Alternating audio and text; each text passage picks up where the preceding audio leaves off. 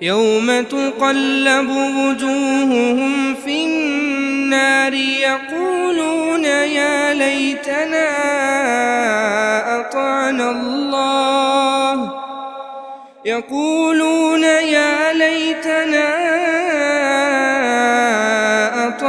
الله وأطعنا الرسولا وقالوا ربنا إنا أطعنا سادتنا وكبراءنا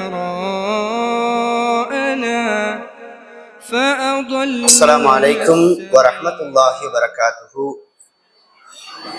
إن الحمد لله نحمده ونستعينه ونستغفره ونعوذ بالله من شرور أنفسنا ومن سيئات أعمالنا.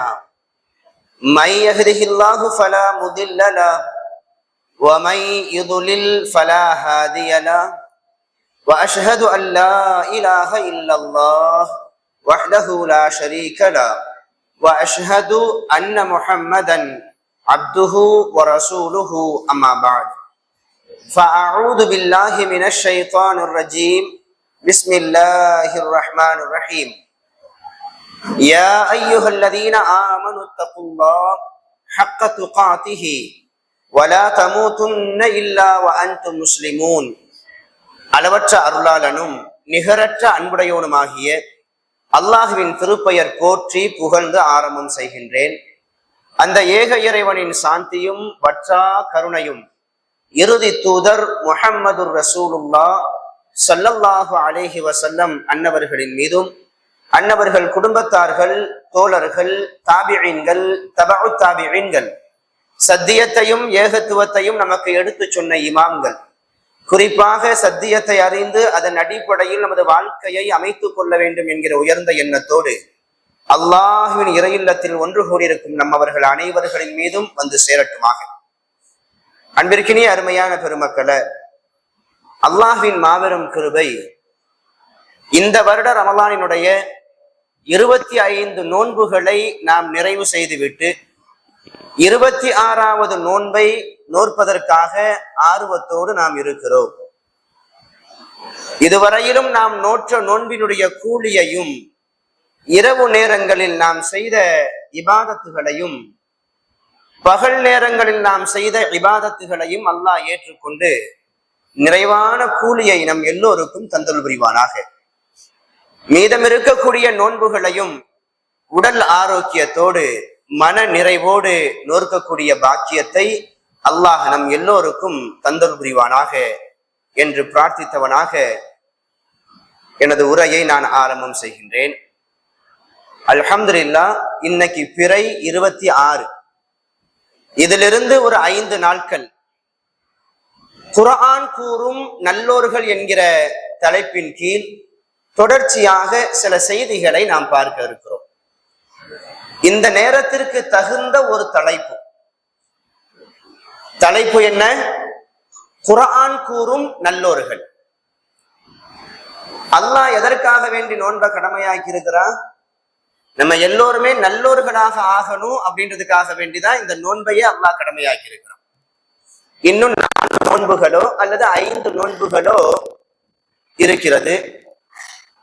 இந்த தருணத்தில் இந்த உரையை கேட்கக்கூடிய நம்மவர்கள் அனைவர்களும் நம்ம நல்லவர்களாக ஆயிருக்கிறோமா இல்லையா? ஏன்னா நோன்பினுடைய நோக்கமே நாம் நல்லவர்களாக ஆகணும் அப்படின்னு தான். சொல்லப்படக்கூடிய செய்திகள் நம்முடைய உள்ளத்துல பதிய வைக்கப்பட்டு இந்த நோன்பின் மூலமாக நம்முடைய உள்ளத்துல ஏதாச்சும் மாற்றம் ஏற்பட்டிருக்கா, ஏற்படலையா? நம்ம நல்லவர்களாக ஆயிருக்கிறோமா இல்லையா? அல்லாஹ் சில பெயர்களை சொல்றான். நல்லோர்கள்னா யாரு அப்படின்னு. அந்த பெயர் பட்டியல்ல நமது பெயர் இருக்குதா இல்லையா? அல்லது நல்லோர்களுக்குன்னு சொல்லிட்டு அல்லாஹ் சில குணங்களை, சில பண்புகளை சொல்றான். அந்த பண்புகள் நம்ம கிட்ட வந்திருக்குதா இல்லையான்னு சொல்லிட்டு மீதம் இருக்கக்கூடிய இந்த 4 நோன்புகள்லையோ 5 நோன்புகள்லையோ நம்மை நாமே பரிசோதனை செய்வதற்கு இந்த தலைப்பு, இந்த உரை ஒரு உதவியாக இருக்கும் என்று நான் ஆதரவு வைக்கிறேன். குர்ஆன் கூறும் நல்லோர்கள். அல்லாஹ் ரப்பல் ஆலமீன் குர்ஆன்ல சில மனிதர்களை நல்லோர்கள் அப்படின்னு சொல்லிட்டு அந்த நல்லோர்களுக்கு 3 விதமான அன்பளிப்புகளை வழங்குவதாக சொல்றான். எத்தனை அன்பளிப்பு? 3 விதமான அன்பளிப்பு. யாருக்கு அல்லாஹ் வழங்குகிறான்? நல்லோர்களுக்கு. முதல் அன்பளிப்பு என்ன? மக்ஃபிரத். முதல் அன்பளிப்பு என்ன? மக்ஃபிரத். இரண்டாவது அன்பளிப்பு ரஹ்மத். மூன்றாவது அன்பளிப்பு ஜன்னத். இந்த 3ஐயுமே அல்லாஹ் குர்ஆன்ல வாக்கு கொடுக்கிறான். யாருக்கு? நல்லோர்களுக்கு இந்த 3ஐயும் நான் அன்பளிப்பாக வழங்குகிறேன். அந்த 3 அன்பளிப்பு என்ன? ஒண்ணு மக்ஃபிரத்.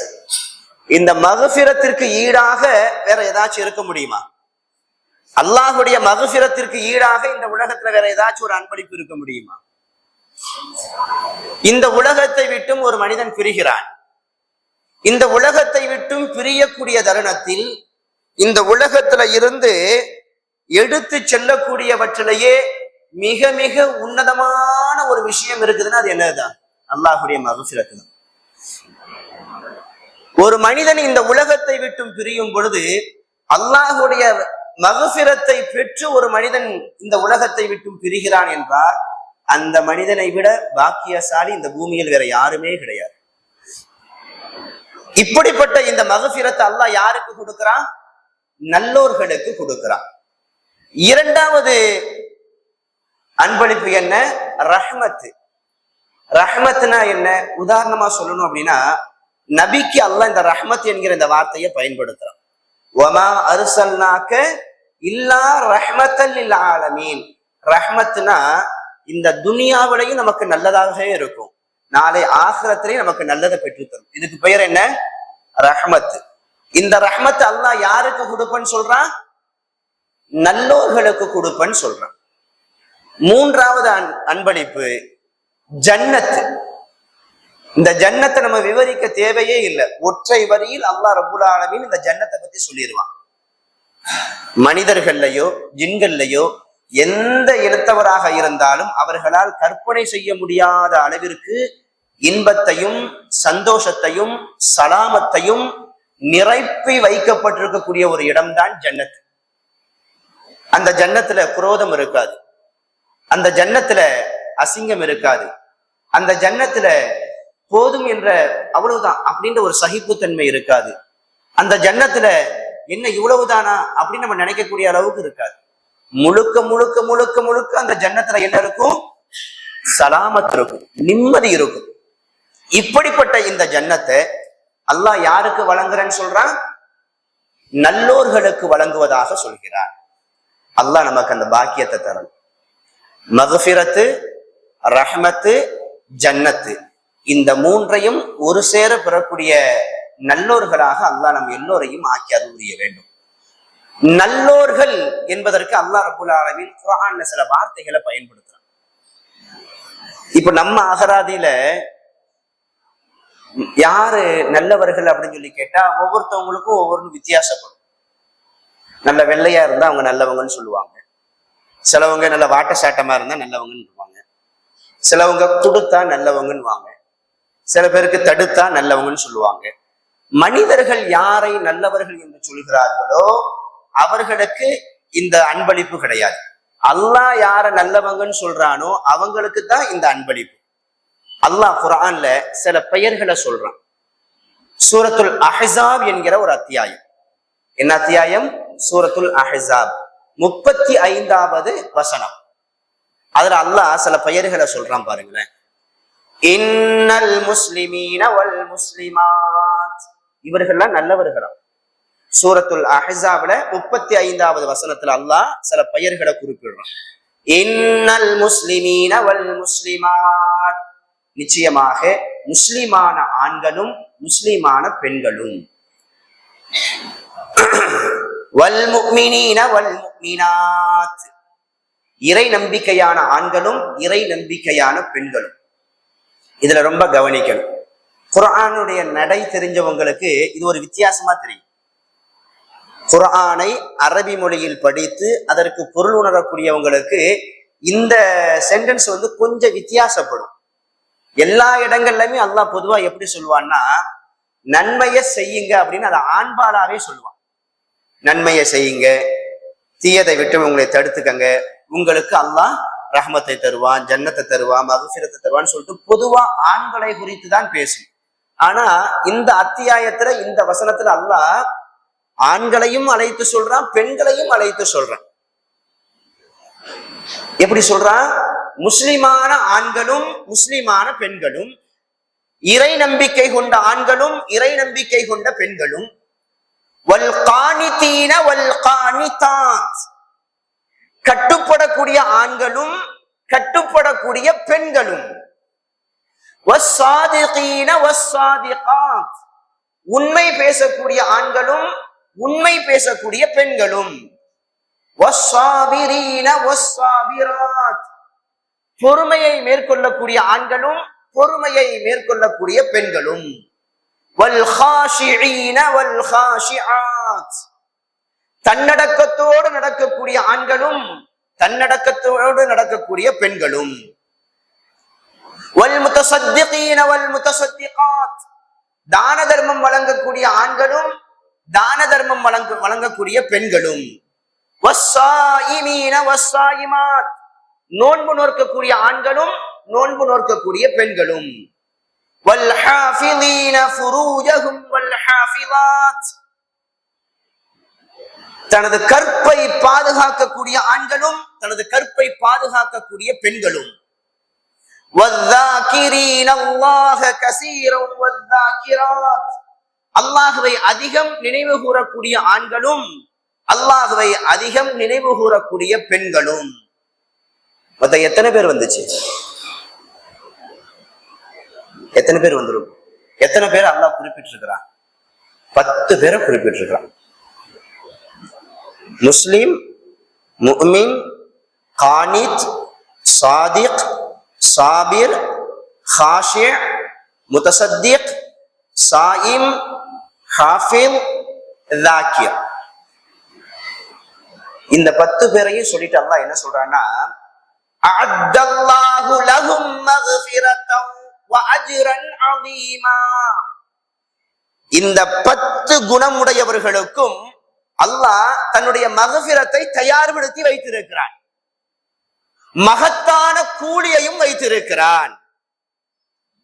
இப்ப சொன்ன இந்த 10 பேருமே நல்லோர்கள் என்பதாக அல்லாஹ் ரப்பல் ஆலமீன் சொல்லி காட்டுறான். இது இல்லாம குர்ஆன்ல சில வாசகங்களை அல்லாஹ் தனித்தனி இடங்கள்ல சொல்லுவான். எப்படி? சாலிஹீன், இவர்கள் நல்லவர்கள், முஹ்சினீன், இவர்கள் நல்லவர்கள், முத்தகீன், இவர்கள் நல்லவர்கள், முத்தவக்கிலீன், இவர்கள் நல்லவர்கள், ஷாக்கிரீன், இவர்கள் நல்லவர்கள், நாசிரீன், இவர்கள் நல்லவர்கள். சாலிஹீன்கள்னா என்ன? இந்த வார்த்தைக்கு அர்த்தமே நல்லோர்கள் அப்படின்னு தான் அர்த்தம். முஹ்சினீன், உபகாரம் செய்யக்கூடியவர்கள். உபகாரம் செய்யக்கூடியவங்கள்னா என்ன அப்படின்னா, ஒருத்தவர்கிட்ட இயல்பாகவே அவர் எதை செஞ்சாலும் நல்லதையே செய்வார். சுயநலத்தோடு அவர்கிட்ட என்ன செய்யாது, அந்த பழக்கம் இருக்காது. எதை செய்தாலும் பொதுநலத்தோடு செய்வார். தனக்கு எதை நல்லது என்று விரும்புவாரோ அதையே தன்னை சுற்றி உள்ளவர்களுக்கும் அதை விரும்புவார். இப்படிப்பட்ட குணமுடையவர்களுக்கு முஹ்சினீன் அப்படின்னு சொல்லுவாங்க. முத்தகீன், முத்தகீன்னா யாரு? வெளிச்சத்திலையும் இருட்டிலையும் கூட்டத்திலையும் தனிமையிலையும் யார் பார்த்தாலும் பார்க்காட்டாலும், யார் தன்னை தடுத்தாலும் தடுக்காவிட்டாலும், தன்னை தடுக்குவதற்கு ஆற்றல் இருந்தாலும் இல்லாவிட்டாலும், இந்த தவறை நான் செய்ய மாட்டேன் என்று யார் தவறை விட்டும் விலகி வாழ்வாரோ இவர்கள் யார்? முத்தகீ. முத்தவக்கிலீன், முத்தவக்கிலீன், எல்லா நிலைகளிலும் எனது ரப்பு எனக்கு போதுமானவன் என்கிற நிலையில் ஒரு மனிதன் இருப்பான் என்றால் அவனுக்கு பெயர் என்ன? முத்தவக்கிலீன். இவர்களை பற்றி அல்லாஹ் குர்ஆன்ல நிறைய இடங்கள்ல சொல்லுவான். சில சமயங்கள்ல அல்லாஹ் கொடுப்பான். கொடுத்தால் அவரு ஆட்டம் காண மாட்டார். என் ரப்பு எனக்கு போதுமானவன் அப்படின்னு இருப்பார். எப்ப? கொடுத்தா. சில சமயங்கள்ல கொடுத்ததை அல்லாஹ் எடுத்துக்கிடுவான். அல்லாஹின் மீது சங்கடப்பட மாட்டார். என் ரப்பு எனக்கு போதுமானவன் அப்படின்னு இருப்பார். சில சமயங்கள்ல அல்லாஹ் ரொம்ப உடல் ஆரோக்கியத்தை கொடுப்பான்,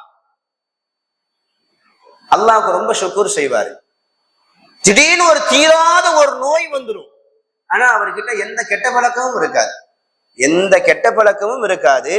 ஆனால் தீராத ஒரு நோய், அந்த நோயிலேயே சீக்கிரமா மரணம் அடையக்கூடிய அளவிற்கு உண்டான ஒரு கடுமையான ஒரு நோயாக இருக்கும். அப்படி இருந்தும் கூட அந்த சோதனையை அவர் பொருந்தி கொள்வார். அல்லாஹின் மீது கோபப்பட மாட்டார். இவங்கதான் முத்தவக்கிலீன். இந்த இடத்தை சாதாரணமா நம்மளால அடையவே முடியாது, சாதாரண மனிதர்களால இந்த நிலைக்கு வரவே முடியாது. ஏன்னா நம்மள பல பேரு அல்லாஹ் நமக்கு கொடுத்தா மட்டும்தான் அந்த அல்லாஹ் நம்ம நினைக்கக்கூடியவங்களா இருக்கும். உண்மைதானே அது? அல்லாஹ் நம்ம நல்ல வச்சிருந்தா மட்டும் கொடுக்கக்கூடியவங்களா இருக்கிறோம். அல்லாஹ் நமக்கு நிறைய தந்தா மட்டும் தான தர்மம் வழங்கக்கூடியவங்களா இருக்கிறோம். அல்லாஹ் நமக்கு நிறைய இருப்பு வச்சிருந்தா மட்டும் நம்ம தொழுகைக்கும் மற்ற இபாதத்துகளுக்கும் வரக்கூடியவங்களா இருக்கிறோம். அல்லாஹ் கொடுக்கறத கொஞ்சம் நிறுத்திட்டு கொஞ்சம் நம்ம கிட்ட இருந்து எடுக்க ஆரம்பிச்சுட்டா அப்படின்னா அந்த அல்லாஹுவை தூற்றக்கூடியவர்களாக, அந்த அல்லாஹின் மீது குறைவான நம்பிக்கை உடையவர்களாக நம்ம மாறுறோமா இல்லையா? இதுதான் யதார்த்தமான ஒரு சூழல். ஆனா முத்தவக்கிலீன்கள் அப்படி இருக்க மாட்டாங்க. முத்தவக்கிலீன்கள் எப்படி இருப்பாங்க? கொடுத்தாலும் எடுத்தாலும் என் ரப்பு எனக்கு போதுமானவன் என்கிற ஒரு நிலையில அசராத உள்ளத்தோடு அவர்கள் இருப்பார்கள். இவர்கள் யார்? முத்தவக்கிலீன். ஷாக்கிரீன். ஷாக்கிரீன்னா யாரு? அல்லாஹ் தனக்கு கொடுத்த அந்த நியாமத்துகளுக்கு நன்றி பாராட்டக்கூடியவர்களாக இருப்பார்கள். சிறியதை கொடுத்தாலும் அல்லது பெரியதை கொடுத்தாலும் அதற்கு நன்றி பாராட்டக்கூடியவர்களாக இருப்பார்கள், குறை கூறக்கூடியவர்களாக இருக்க மாட்டாங்க. இந்த ஷாக்கிரீன்களுக்கு நிறைய நியாமத்துகளை நாளை மறுமையில இந்த ஷாக்கிரீன்களுக்கு தனி ஒரு அந்தஸ்து பின்னாடி அதெல்லாம் நம்ம பார்க்க போறோம். அந்த ஷாக்கிரீன்களுக்கு அல்லாஹ் கொடுக்கக்கூடிய அந்த நியாமத்தை ரசூல் ஸல்லல்லாஹு அலைஹி வஸல்லம் ஒரு வர்ணனையோட சொல்லுவாங்க. அதை நம்ம கேட்கும் பொழுது நமது உள்ள எப்படி மாறும் தெரியுமா? இனிமேல் என் ரப்புக்கு நான் மாறு செய்யவே மாட்டேன், என் ரப்பு எனக்கு எதை தந்தானோ அதை கொண்டு நான் போதுமாக்கி கொள்வேன், என் ரப்பு எனக்கு எதை கொடுத்தாலும் அதுக்கு நான் நன்றி செலுத்தக்கூடியவனாக இருப்பேன். ஏன், ஒரு குடிசை வீட்டில் கூளை குடித்தாலும் என் ரப்புக்கு நான் நன்றி செலுத்துவேன் அப்படின்ற ஒரு எண்ணம் வரும். எப்ப? இந்த ஷாக்கிரீன்களுக்கு அல்லாஹ் எப்படிப்பட்ட ஒரு அந்தஸ்தை மறுமையில வச்சிருக்கான்னு சொல்லிட்டு குர்ஆன்லயும் சொல்றான், ரசூல் ஸல்லல்லாஹு அலைஹி வஸல்லம் அவங்க தன்னுடைய பொன்மொழிகள்லயும் சொல்லுவாங்க. ஷாக்கிரீன்கள்னா யாரு? அல்லாஹ் நமக்கு எதை கொடுத்தாலும் என் ரப்பு என்னை எவ்வளவு கண்ணியமா வச்சிருக்கிறான், அப்படிலாம் இருக்கிறாங்க, அப்படியெல்லாம் இருக்கிறாங்க. குடிசை வீட்டுல இருப்பாங்க, தினக்கூலியா இருப்பாங்க, நாளைக்கு சாப்பாட்டுக்கு என்ன அப்படின்றத எதுவுமே இருக்காது வீட்டுல. நாளைக்கு ஏதாச்சும் ஒரு பெரிய நோய் நொடி வந்துச்சுன்னா அதை மருத்துவம் பார்க்கறதுக்கு கையில செலவு பண்றதுக்கு காசு பணம் இருக்காது. நல்ல அழகு நிறைந்த சாதனங்கள் வீட்டுல இருக்கு, எதுவுமே இருக்காது. ஆனா தன்னுடைய ரப்ப அவங்க ரொம்ப பெருசா நினைப்பாங்க, தன்னுடைய ரப்ப ரொம்ப புகழ்ந்து பேசுவாங்க, தன்னுடைய ரப்பு தனக்கு கொடுத்ததை ரொம்ப நிறைவா நினைப்பாங்க. இவர்கள் தோற்றத்தில் வேண்டுமானால் ஏழைகளாக இருக்கலாம், ஆனால் குணத்தால் உள்ளத்தால் இறைவனிடத்துல மிகப்பெரிய செல்வந்தர்கள், மிகப்பெரிய செல்வந்தர்கள். உதாரணத்துக்கு சொல்லணும்னா, சில நபித்தோழர்களுக்கு பக்கத்துல சில பட்ட பெயர்களை சொல்லுவாங்க, கேள்விப்பட்டிருக்கீங்களா? சில பேர் இருக்கும். உஸ்மான் அப்படின்னு சொல்லும் பொழுது உஸ்மானுல் கனி அப்படின்னு சொல்லிட்டு சொல்லுவாங்க. கனினா என்ன தெரியுமா? செல்வந்தர் அப்படின்ற ஒரு பொருள். அல்லாஹோடு இந்த கனி என்கிற இந்த பெயரை சேர்க்கும் பொழுது தேவையற்றவன் அப்படின்ற ஒரு பொருள் வரும். மனிதர்களோடு இதை சேர்க்கும் பொழுது செல்வந்தர் என்கிற ஒரு பொருள் வரும். உஸ்மானுல் கனி, இந்த கனி என்கிற இந்த பெயரு ரசூல் ஸல்லல்லாஹு அலைஹி வஸல்லம் ஒரு தடவை பயன்படுத்துறாங்க. எந்த மாதிரி ஒரு சூழல்ல அப்படின்னா, உஸ்மான் ரலியல்லாஹு மதீனாவுல இருக்கும் பொழுது ஒரு பெரிய கஷ்ட சூழல்ல இருக்கு. ரொம்ப வசதியானவங்க தான் அவங்கலாம். மக்கள் தண்ணீருக்கு கஷ்டப்படும் பொழுது தன்னுடைய செல்வத்தை கொடுத்து ஒரு கிணத்தையே வாங்கி கொடுத்தவங்க உஸ்மான் ரலியல்லாஹு. ரொம்ப கஷ்டமான ஒரு சூழல்ல தான் ரசூல் ஸல்லல்லாஹு அலைஹி வஸல்லம் உஸ்மான் ரலியல்லாஹு பார்த்து சொன்னாங்க, இவங்க கனி அப்படின்னாங்க, இவர் பணக்காரர் அப்படின்னாங்க. ஆனா அப்ப அவர் ரொம்ப கஷ்டப்பட்டுட்டு இருந்தாங்க. ஏன் அப்படி சொன்னாங்கன்னா, கஷ்டமான சூழலிலும் இல்லை என்ற ஒரு சூழலிலும் அவங்க எப்படி நடந்தாங்கன்னா ரொம்ப பெருந்தன்மையோட நடந்துக்கிட்டாங்க. தாங்கிட்ட நிறைய செல்வம் இருக்கும் பொழுது எப்படி பெருந்தன்மையோட இருந்தாங்களோ அதே போல கஷ்டப்படக்கூடிய காலகட்டத்திலும் ரொம்ப பெருந்தன்மையோட நடந்துகிட்டாங்க. அல்லாஹ்வை குறை கூறல. மற்றவங்களுக்கு உதவி செய்யக்கூடிய சூழல் இருக்கும் பொழுது தாங்கிட்ட எது இருக்குதோ அதை கொண்டு வந்து என்ன செஞ்சாங்க, உதவிகள் செஞ்சாங்க. ஆக ஷாக்கிரீன் என்பவர்கள் எப்படின்னா எல்லா நிலைகளிலும் அல்லாஹ்வுக்கு நன்றி செலுத்தக்கூடியவர்களாக இருப்பார்கள். இவர்கள் நல்லவர்கள் என்பதாக அல்லாஹ் குர்ஆன்ல சொல்றான். அடுத்து அல்லாஹ் நாசிரீன் அப்படின்னு சொல்லுவான். நாசிரீன்னா யாரு?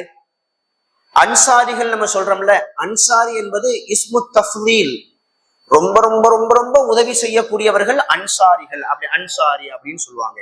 நாசிரீன்னா உதவி செய்யக்கூடியவர்கள்.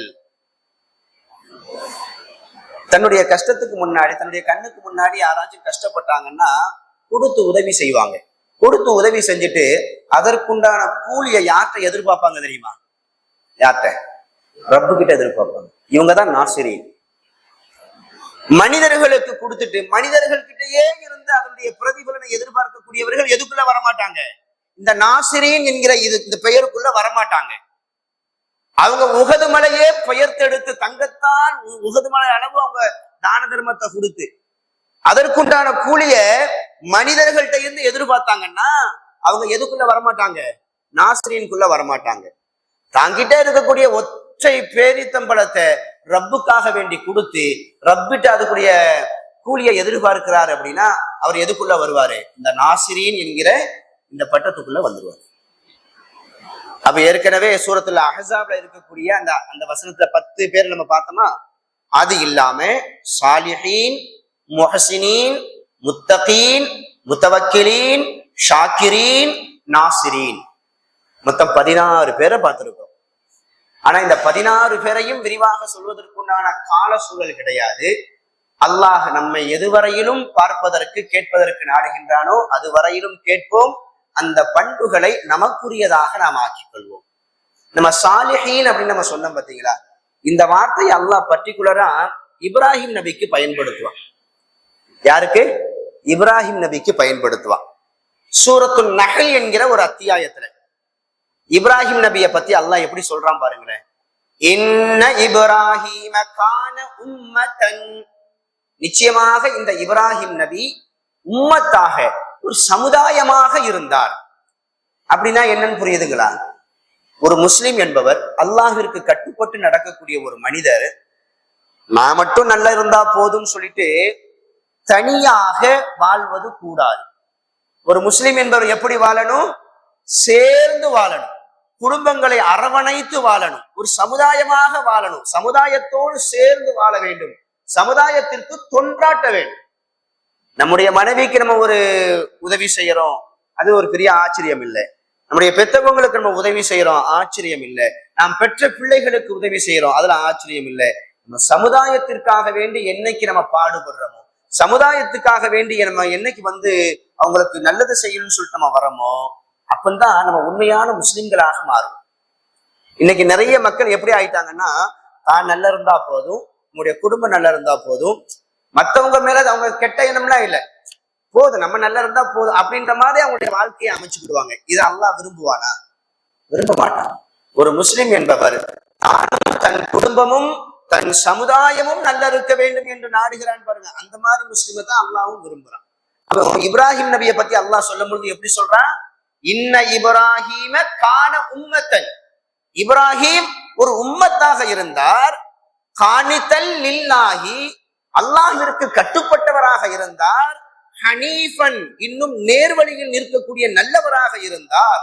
வலம் யகு மினல் முஷ்ரிகீன், அவர் ஒருபோதும் முஷ்ரிக்குகளில் ஒருவராக இருந்ததே கிடையாது. அடுத்து அல்லாஹ் சொல்றான் பாருங்க, இப்ராஹிம் நபி அல்லாஹ் சாலிஹீன் அப்படின்னு சொல்றதுக்கு சில காரணத்தை சொல்லும் பொழுது, அவர் உம்மத்தாக இருந்தார், மக்களை எல்லாம் அரவணைத்து வாழ்ந்தார், அதனால் அவர் சாலிஹ். கானித்தல் இல்லாஹி, எல்லா நிலையிலும் அல்லாஹிற்கு கட்டுப்பட்டு நடந்தார், அதனால் அவர் சாலிஹ். மூன்றாவதாக ஹனீஃபன், எந்த சூழலிலும் தனது ஏகத்துவ கொள்கையை விட்டு கொடுக்கவே மாட்டார் அவர், அதனால அவர் சாலிஹ் அப்படின்னு அல்லாஹ் சொல்றான். நான்காவதாக சொல்லும் பொழுது ஷாக்கிரல் லி அன்உமி, அவருக்கு வழங்கப்பட்ட நியமத்துகளுக்கு அவர் நன்றி செலுத்தக்கூடியவராக இருந்தார். 4 பண்புகள் அல்லாஹ் சொல்றான். இப்ராஹிம் நபி சாலிஹ், அப்படின்னு சொல்லிட்டு இந்த 4 பண்புகளை சொல்றான். இந்த 4 பண்புகளும் அவர்கிட்ட இருந்ததுனால அவங்களுக்கு அல்லாஹ் எப்படிப்பட்ட ஒரு பட்டத்தை கொடுக்குறான்? சாலிஹ் அப்படின்ற ஒரு பட்டத்தை கொடுக்குறான். அடுத்து அல்லாஹ் சொல்றான், இந்த 4 பண்பும் இருந்ததுனால இந்த துன்யாவில் அவருக்கு அல்லாஹ் ஹசனாவை கொடுத்தான். இதுல நம்ம ரொம்ப கவனிக்கணும். அல்லாஹ் என்ன சொல்றான் பாருங்க, இப்ராஹிம் உம்மத்தாக இருந்தார், சமுதாயத்தை அரவணைத்தார், சமுதாயத்துக்கு ஏதாச்சும் ஒண்ணுன்னா குரல் கொடுத்தார், யாராச்சும் பாதிக்கப்பட்டார் என்றால் அவருக்காக வேண்டி ஓடோடி போய் வந்து என்ன செய்யறாரு? முன்னாடி போய் நின்றார். இதுதான் இந்த உம்மத்துக்கு உண்டான தஃசீர். என்ன இதான் சமுதாயத்துக்காக வேண்டி முன்னாடி போய் நிக்கிறது. ரப்பு சொல்றான், இப்ராஹிம் உம்மத்தாக இருந்தார், அதற்காக வேண்டி அவருக்கு நம்ம என்ன கொடுத்தோம் தெரியுமா? இந்த துன்யாவிலேயே அவருக்கு நம்ம ஹசனாவை கொடுத்தோம் அப்படின்னு சொல்றான்.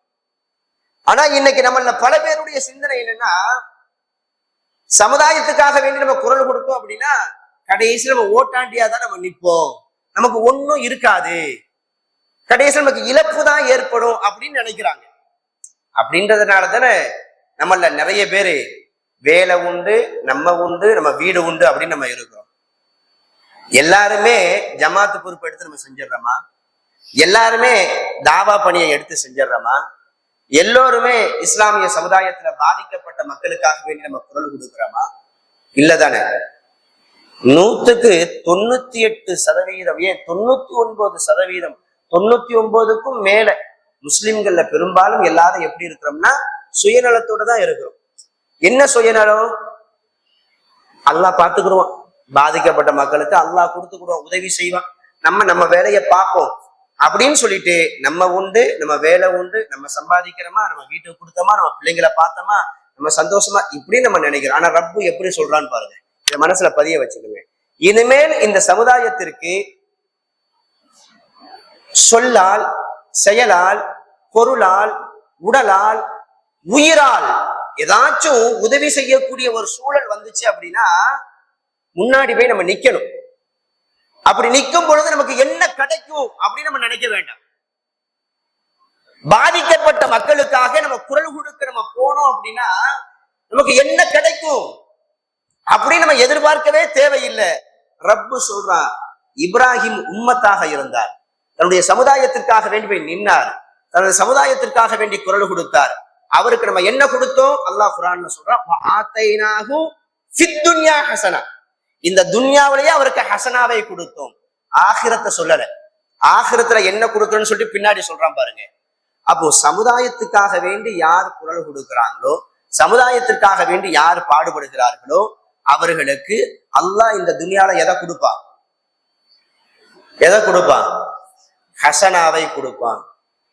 இன்ஷா அல்லாஹ் இனிமேல் இந்த சமுதாயம் யாரு பாதிக்கப்பட்டாலும் சரி, நம்மளால என்ன குரல் கொடுக்க முடியுமோ, என்ன உதவி செய்ய முடியுமோ அதை நம்ம செய்யணும். செஞ்சுட்டு அதற்குண்டான கூலியை நம்ம யார்கிட்ட எதிர்பார்க்கணும்? ரப்பு கிட்ட எதிர்பார்க்கணும். எந்த ஜமாத்தா இருக்கட்டும், யாராக இருக்கட்டும், பாதிக்கப்பட்ட மக்களுக்காக வேண்டி போராடுறாங்களா, ஏதாச்சும் ஒரு உதவி தேடி வர்றாங்களா, நம்மளால முடிஞ்ச அளவுக்கு உதவி செய்யும். இந்த தருணத்துல குறிப்பாக இன்னொரு தகவலையும் பதிவு பண்ணிக்கிறேன். சப்ஜெக்டை விட்டு வெளியில போறேன்னு நினைக்க வேண்டாம். நாம் வாழக்கூடிய இந்த காலகட்டத்திலேயே இன படுகொலை ஒரு நாட்டுல ஒரு இடத்துல செய்யப்பட்டு வருது. 2 வருஷத்துக்கு முன்னாடி 3 வருஷத்துக்கு முன்னாடி ஆரம்பிக்கப்பட்ட கொடூரங்கள் பலஸ்தீன்ல இன்னைக்கு வரைக்கும் மிகப்பெரிய, அதெல்லாம் வார்த்தைகளால சொல்லவே முடியல. அங்கிருந்து வரக்கூடிய வீடியோக்கள், தகவல்கள் இதெல்லாம் ரொம்ப குறைவுதான், ரொம்ப குறைவுதான். ஆனா அந்த விஷயங்களையே நம்மளால பார்க்க முடியல, நம்முடைய மனசு ஜீரணிக்க முடியல. உணவுகள் இல்லாம, நல்ல மருத்துவம் இல்லாம, குடிதண்ணீர் இல்லாம, அடிக்கிற வெயிலுக்கு ஒதுங்கக்கூடிய நிழல் இல்லாம, எதிரிகள் தாக்கக்கூடிய அந்த தாக்குதலுக்கு பாதுகாப்பு எங்க போகணும்னு தெரியாம, வரலாறுகள்ல கதைகள்ல படிச்சிருக்கோம் எப்படி இனப்படுகொலை இனப்படுகொலைன்னு சொல்லிட்டு நம்ம கேள்விதான் பட்டிருக்கோம். இன்னைக்கு நம்ம வாழக்கூடிய இந்த காலகட்டத்துல நம்ம கண் கூட பார்க்கிறோம். ஆனா நிறைய மக்களுக்கு ஒரு ஆதங்கம், ஒரு எண்ணம் இருக்கு, அவங்களுக்கு நம்ம எப்படியாச்சும் உதவி செய்யணும், ஏதாச்சும் ஒரு வகையில உதவி செய்யணும் அப்படின்னு. இன்னைக்கு உதவிகள் செய்ய முடியாத ஒரு சூழல்ல நம்ம இருக்கிறோம். நம்முடைய உதவிகளை பெற முடியாத ஒரு சூழலையும் அவங்க இருக்கலாம். ஆனா நம்முடைய துவாக்கள் கண்டிப்பாக அவங்களுக்கு மிகப்பெரிய ஒரு உதவியையும் ஆறுதலையும் கிடைக்கும். இந்த துவாவை மிஞ்சிய மிகப்பெரிய ஒரு உதவி எதுவுமே கிடையாது. அதனால ஒவ்வொரு வேளை தொழுகையிலையும் நமக்காக வேண்டி, நம்முடைய குடும்பத்துக்காக வேண்டி நம்ம எப்படி பிரார்த்தனை செய்யறோமோ அதே போல அங்க பாதிக்கப்படக்கூடிய அந்த மக்களுக்கு ஒரு நிம்மதியான ஒரு வாழ்க்கைக்கு நம்ம எல்லோருமே துவா செய்யும். இவ்வளவு பெரிய கொடுமைகள் நடந்துகிட்டு இருக்குது. ஆனா நம்ம மக்கள்ல பெரும்பான்மையான மக்கள் அதை பத்தி கொஞ்சம் கூட செட்டப் பண்றதே கிடையாது. அதை ஒரு நியூஸா மட்டும்தான் படிக்கிறாங்க, ஒரு தகவலா மட்டும் பாக்குறாங்க. அந்த செய்திகளை பார்க்கும்போது உச்சி கொட்டுறாங்க, இப்படி நடக்குதே அப்படின்னு. இது மட்டும்தான் இவங்களுடைய பங்களிப்பா இருக்குதே ஒழிய அவங்களுக்காக வேண்டி துவா செய்வதோ வேற ஏதாச்சும் ஒரு வகையில உதவி எதுவுமே இல்லாம இருக்குது. யாருக்கோ எங்கோ நடக்குது அப்படின்னு நம்ம நினைக்க வேண்டாம். நம்முடைய இனத்துக்கு, நம்முடைய சகோதரர்களுக்கு நடக்குது. அவங்க முஸ்லீம்கள் அப்படின்றதுனால நான் சொல்றேன், எங்க யார் பாதிக்கப்பட்டாலும் அவர்களுக்காக வேண்டி உதவி செய்யணும், அவர்களுக்காக வேண்டி நம்ம பிரார்த்தனை செய்யணும். இந்த தருணத்துல அதை நான் பதிவு செஞ்சுக்கிறேன். இன்ஷா அல்லாஹ் ஒவ்வொரு வேளை தொழுகையிலையும் அந்த மக்களுக்காக வேண்டி என்ன செய்யுங்க, துவா செய்யுங்க. அப்போ நாசிரியன்களை பத்தி அல்லாஹ் சொல்றாங்க, உதவி செய்வாங்க, உதவி செஞ்சுட்டு அதற்குண்டான கூலிகளை யார்கிட்ட எதிர்பார்ப்பாங்க, அல்லாஹ் கிட்ட எதிர்பார்ப்பாங்க. இவங்க நாசிரியன்கள், சாலிஹீன்கள். அப்போ இப்ராஹிம் நபி சமுதாயத்திற்காக வேண்டி குரல் கொடுத்தார், சமுதாயத்திற்காக வேண்டி உழைத்தார். அவருக்கு அல்லாஹ் என்ன கொடுத்தான், இந்த துனியாவுல ஹசனாவை கொடுத்தான். அதனால இனிமேல் இந்த சமுதாயத்துக்காக ஷைத்தான் நம்முடைய உள்ளத்துல எதுக்குப்பா வேகாத வெயில்ல அங்க போய் நின்று கத்திக்கிட்டு இருக்க போற, அங்க போய் அவங்களுக்காக வேண்டி எதுக்குப்பா அதை செய்ய போற, இதை செய்ய போறேன்னு சொல்லிட்டு ஷைத்தான் ஒரு எண்ணத்தை கொண்டு வந்தான்னா இந்த ஆயத்தினுடைய சிந்தனைக்கு வரும். இந்த சமுதாயத்துக்காக வேண்டி குரல் கொடுத்தா அல்லாஹ் நமக்கு ஹசனாவை தருவான் அப்படின்ற ஒரு நம்பிக்கை வரும். அடுத்து அல்லாஹ் சொல்றான், வ இன்னஹு ஃபில் ஆகிரதி லமின ஸாலிஹீன். இந்த இப்ராஹிம் உம்மத்தாக சமுதாயத்திற்காக வேண்டி போராடக்கூடிய ஒரு போராளியாக இருந்ததுனால ஆகிரத்துல அவரை சாலிஹீன்களாக அல்லாஹ் எழுப்புவான். துனியாவோட அல்லாஹ் ஹசனாவை கொடுத்துறான், ஆகிரத்துல என்ன கொடுக்கிறான், சாலிஹீன்களில் ஒருவராக அவர் இருப்பார் என்பதாக அல்லாஹ் ரப்பல் ஆலமீன் சொல்லிட்டாங்க. இப்ராஹிம் நபி அடிக்கடி சொல்லக்கூடிய ஒரு வார்த்தையை அல்லாஹ் குர்ஆன்ல பதிவு பண்றான் பாருங்க, ரொம்ப அற்புதமான வார்த்தை.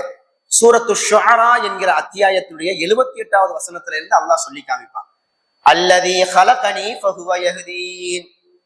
அவனே என்னை படைத்தான், அவனே எனக்கு நேர்வழியும் காட்டுகிறான். வல்லதி ஹுவ யுத்இமுனி வ யஸ்கீன்.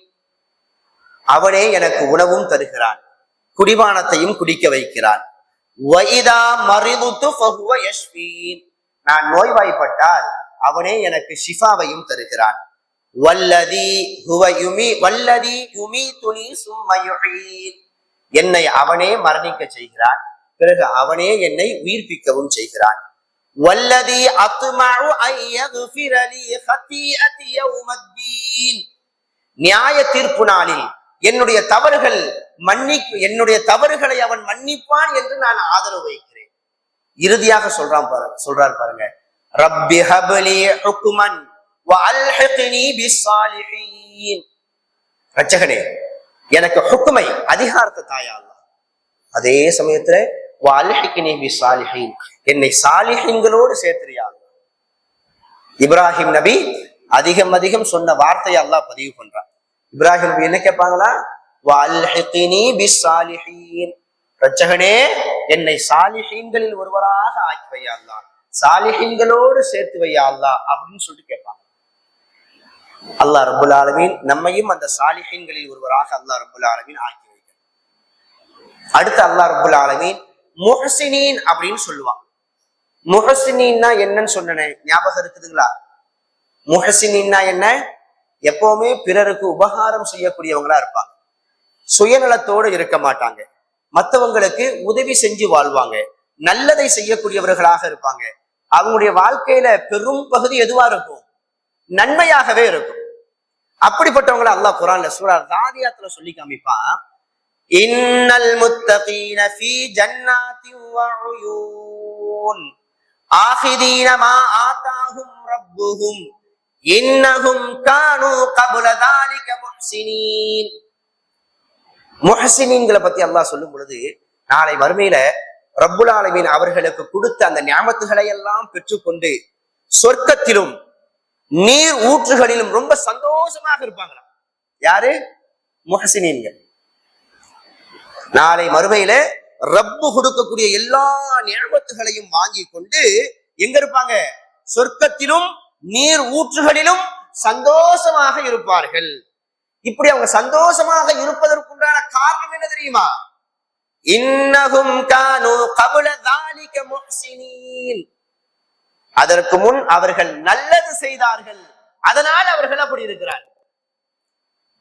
எதுக்காக வேண்டி அல்லாஹ் கொடுக்கிறான்?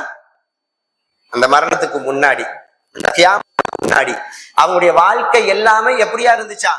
முஹ்சினீன், பெரும்பாலும் நன்மைகளாகவே இருந்துச்சா, முஹ்சினீன்களாகவே இருந்தாங்களா. அதுக்காக வேண்டி அல்லாஹ் ரப்புல் ஆலமீன் எதை கொடுக்கிறான்? ஜன்னத்தை கொடுக்கிறான், நீர் ஊற்றை கொடுப்பதாக அல்லாஹ் ரப்புல் ஆலமீன் சொல்றான். அதை தொடர்ந்து சொல்லும் பொழுது முஹ்சினீன்கள் யார் தெரியுமா? முத்தகீன்கள் யார் தெரியுமா? கானூ கலீலம் மினல் லைலி மா யஹ்ஜஊன். இரவு நேரங்கள்ல அவங்க கொஞ்சமா தான் தூங்குவாங்க. முஹ்சினீன் முத்தகீன்களுடைய பண்புகள் அல்லாஹ் முதல் பண்பா எதை சொல்றான்? கானூ கலீலம் மினல் லைலி மா யஹ்ஜஊன். இரவு நேரங்கள்ல கொஞ்சமா தூங்குவாங்க. ஆனா ரமலான்ல நிறைய முத்தகீன்கள் இருக்கிறாங்க. ஆனா அந்த முத்தகீன்கள் எல்லாரும் எப்படி இருக்கிறாங்கன்னா அப்படி இருக்கிறாங்க. அத சொல்லவே முடியல. நீங்க தவறா நினைக்க கூடாது, நைட்டு கொஞ்சமா தூங்குனா முத்தகியா ஆயிரலாம் அப்படின்னு.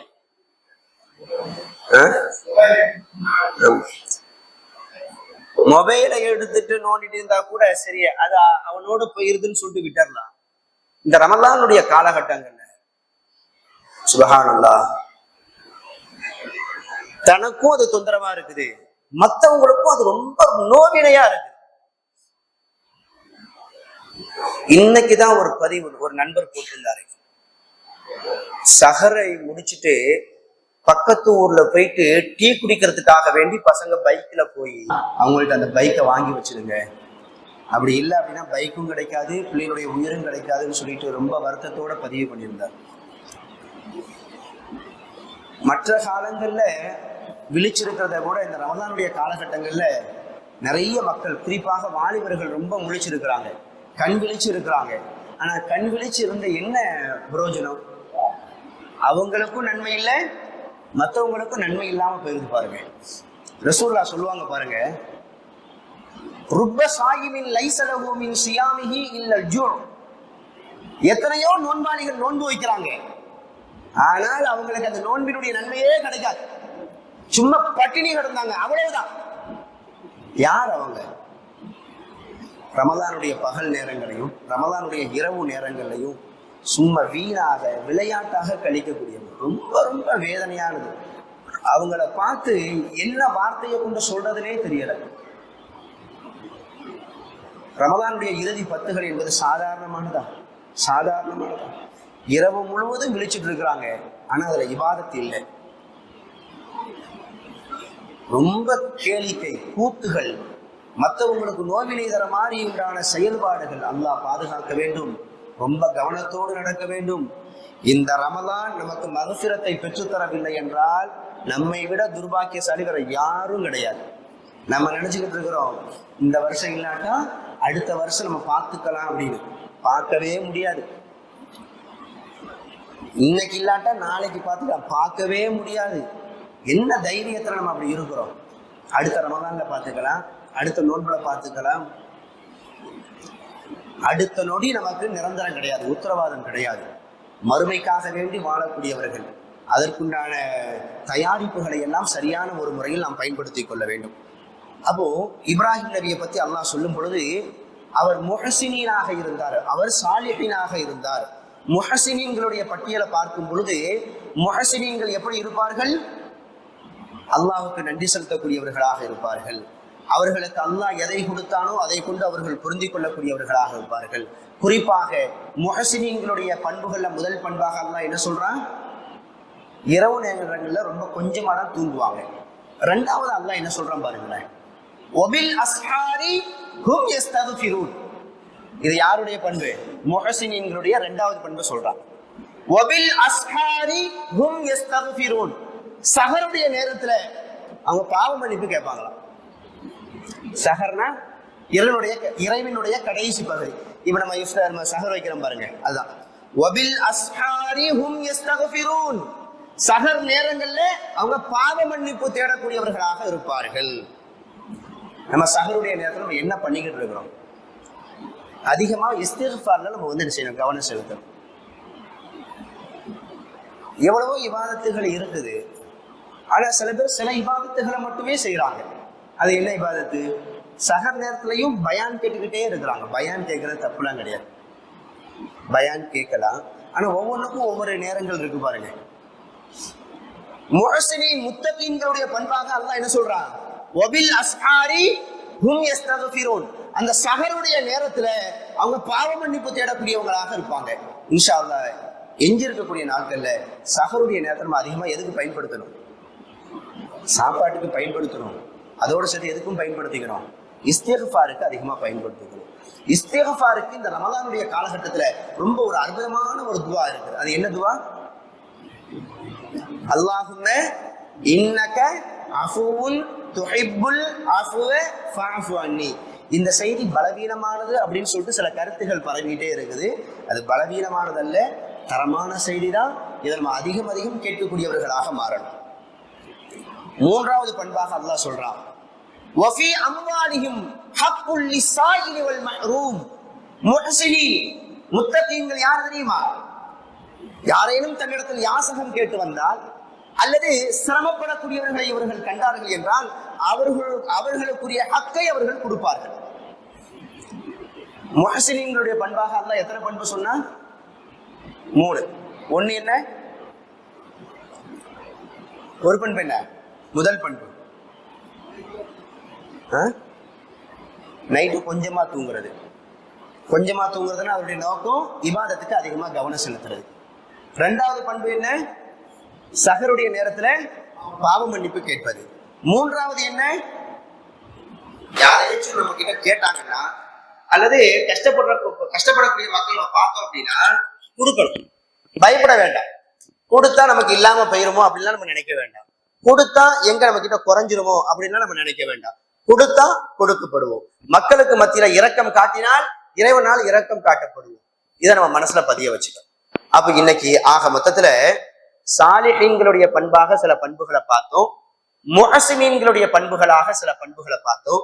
இந்த பண்புகளை எல்லாம் நமக்குரியதாக ஆக்கிக் கொள்வதற்கு இன்ஷா அல்லாஹ் நம்ம முயற்சி பண்ணலாமா? இன்ஷா அல்லாஹ் நாளைய தினம் இறை நம்பிக்கையாளனுடைய பண்புன்னு சொல்லிட்டு ஒரு 2 பண்பு பார்க்கணும். 2 அந்த 2 பண்பினுடைய கூலிய அல்லாஹ் சொல்லும் பொழுது இப்படி ஒரு வார்த்தையில சொல்லி முடிக்கிறான். இந்த பண்பு யார் இடத்துல இருக்குதோ அவங்களுக்கு நான் சொர்க்கத்தை தவிர நான் வேற எதையும் கொடுக்க மாட்டேன்னு சொல்றேன். ஆனா அது ரொம்ப ரொம்ப ஈஸியானது. ரொம்ப ரொம்ப ஈஸியானது. எந்த அளவுக்கு அப்படின்னா, உணவு தட்டுல உணவு இருக்குது, அதை எடுத்து வாயில கொண்டு போய் வைக்கிறதுக்கு கஷ்டமா இருக்குமா? இருக்காது தானே? இதை விட ரொம்ப இலகுவானது அல்லாஹ் ரப்புல் ஆலமீன் நமக்கு சொல்லித்தரான். அந்த 2 விஷயத்தை நீ உங்களுடைய வாழ்க்கையில கடைபிடிங்க, அதுக்கு பகரமா நான் எதை தருவேன்? ஜன்னத்தை தருவேன் அப்படின்னு சொல்றான். அதே சமயத்துல அந்த பண்புகளை செய்யறதுக்கு சில பேருக்கு ஒரு பெரிய உஹது மலையை தூக்கிட்டு போறது கஷ்டமா லேசா? கஷ்டம். சில பேருக்கு அந்த விஷயத்தை அல்லாஹ் அப்படியே ஆக்கி வச்சிருக்கிறான். சில பேத்துக்கு இப்படி எடுத்து சாப்பிடுவாங்க, அவ்வளவு ஈஸியா இருக்கும். சில பேத்துக்கு மலையை தூக்கிட்டு போற அளவுக்கு கஷ்டம். ஆனா நமக்கு அல்லாஹ் ரப்புல் ஆலமீன் முதல்ல சொன்ன மாதிரி அந்த ஈஸியானதையே தான் நமக்கு ஆக்கி வச்சிருக்கிறான். இந்த 2 பண்பு அதை நம்முடைய வாழ்க்கையில நம்ம செய்யக்கூடியவர்களாக இருக்கணும். கடைசி வரைக்கும் செஞ்சுக்கிட்டே இருக்கணும். செஞ்சுக்கிட்டே இருக்கும் போது மௌத்து வந்துடணும். அப்படிப்பட்ட ரொம்ப அற்புதமான ஒரு 2 பண்புகள். அந்த பண்புகளை இன்ஷா அல்லாஹ் நாளைய தினம் நாம் பார்க்கலாம்.